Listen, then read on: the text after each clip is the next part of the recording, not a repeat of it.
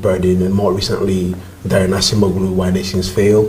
I think many of them have challenged the aid approach as pretty much the approach that hasn't worked for us. That being the case, I think it's fair to say that to some extent they've helped us, handheld us, solve one or two issues on the African continent. But I think if we're going to develop as a continent, it behooves us to begin to think about sort of top down. How do we as Africans begin to think deeply about many of the issues that we face on the African continent? I think you also touched upon it. And I think innovation is very central to that, without a doubt. But I don't think we should get ahead of ourselves, because we're very good at coming up with a lot of these treaties. I think over the years we've had a lot of things of the sort.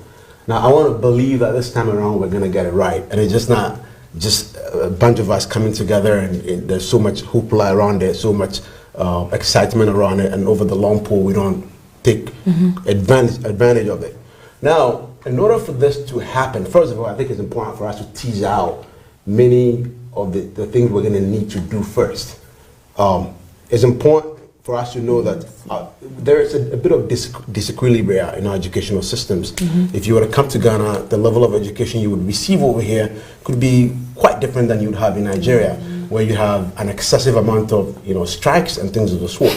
You understand? So you have an influx of Nigerians coming to Ghana to study.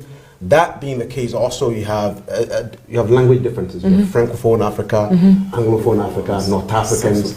So there are a lot of issues that we need to first of all address in order to make sure that we're able to fully take advantage of this.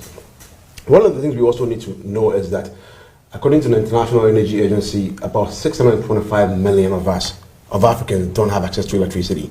Electricity is very